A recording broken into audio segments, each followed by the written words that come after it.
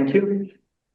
So the title of this paper is Comparative Evaluation of Experimental and Phase Field Modeling Approaches in Tensile Response of S1100QL Steel. My name is Aleksandar Bodić. I am a PhD student from Faculty of Engineering, University of Kragujevac, and below are other colleagues who contributed to this research. Okay, let's go briefly through introduction about this research. Phase field damage modeling is an approach which is commonly used for investigation of damage evolution of structures, and main idea is to implement this method, integrate this model into finite element method codes, softwares, either commercial or academic, and then it can be used for numerical simulations by finite element methods of failure, potential failure, and stiffness degradation of any structure. What is the main issue is that the phase field damage model actually requires very fine mesh in the zone where we expect damage to occur in the material, which leads to models with large degrees of freedom and high computational costs.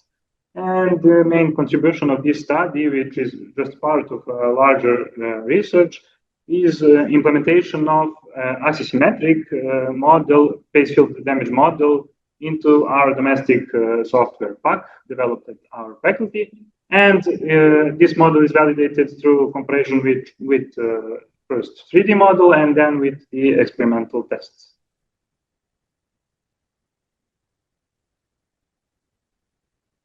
Okay, just briefly to go through the main equations about this phase field damage model. We have the first equation, which basically gives us the internal potential energy, which consists of elastic and plastic part, and we have the fracture part. Elastic strain energy is given by the equation 2. Okay, laser is not working. Where sigma 0 is a Cauchy stress tensor, and of course we have the epsilon E elastic strain tensor, and D is a damage variable. Plastic part is given by the equation 3, where we have the yield stress, maximum stress, of course plastic strain, and the hardening exponent and hardening modulus. H, N, and yield and maximum stress are the input parameters for this analysis. Fracture strain energy density is given by the equation 4, of course, where GV is a specific fracture energy per unit volume, and LC is a characteristic length, also one of the input parameters for numerical analysis, and it basically represents the size of element. And now by derivation of equilibrium of external and internal potential energies, we get the equation 5, and on the equation 6 we have the plasticity yielding conditional law, and finally the phase field damage evolution law is given at the equation 7, where C, E, and Cp are the effective plastic and elastic strain energies. The fracture energy is also input parameter, but it can be calculated by finding the effective critical strain as a half of GV, and gives us the equation 8, where E critical, epsilon critical is a critical total equivalent strain, which is basically the input parameter for phase field, the only input parameter for phase field damage, which gives us the critical strain, total strain, when the damage evolution starts.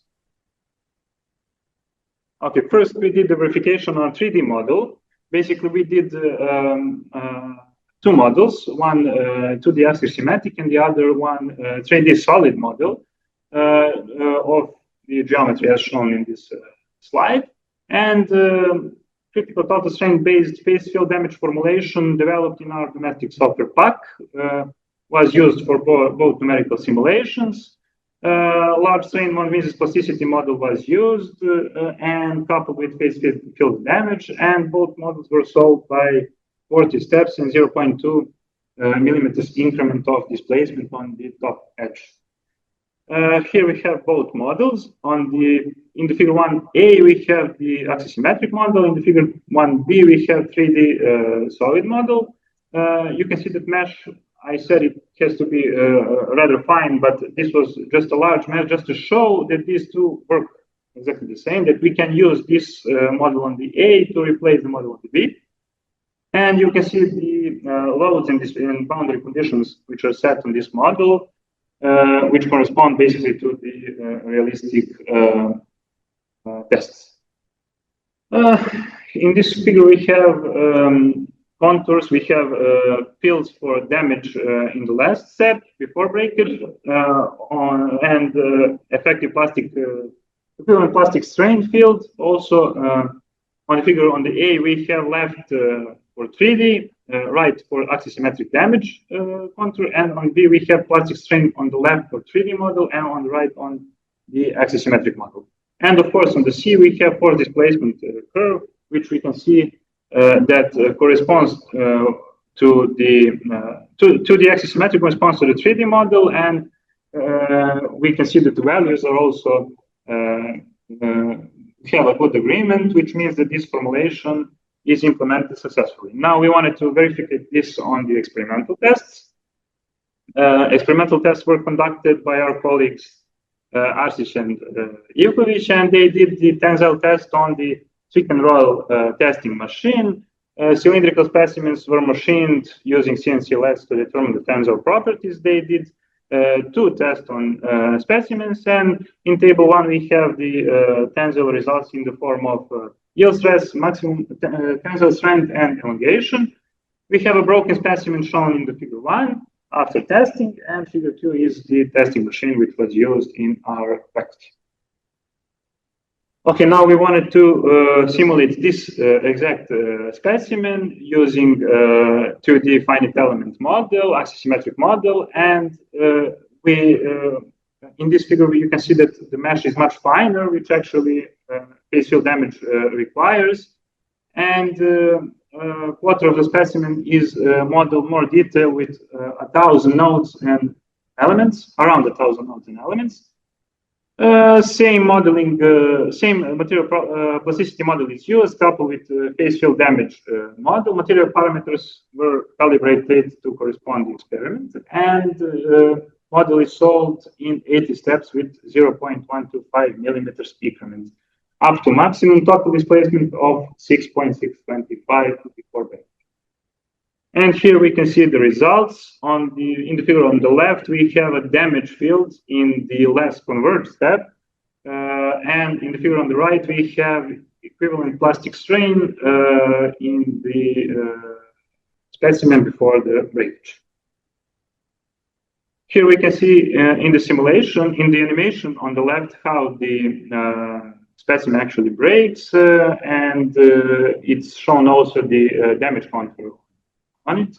And on the right, we can see comparison between numerical simulation results and the experimental results. And to conclude everything, we can see that these results show good agreement between the experimental and numerical simulation results. And what is the contribution of this study? Axisymmetric phase field damage formulation, which can reduce significantly computational size for these cylindrical specimens, which can be modeled by this approach. And to what I said at the beginning, this phase field damage model has a great potential implemented in, of course, finite element models, because it can be used for some larger models, some larger structures, and it can be used for successful prediction of failure of those structures. And this is just a smaller part, as I said, of much bigger research, which is, of course, our project, Prediction of Damage Evolution in Engineering Structures, prominent, financed by the Science Fund of the Republic of Serbia. And if you want, if you're interested in this research, you can visit site prominent.kgacrs on the bottom. Thank you very much.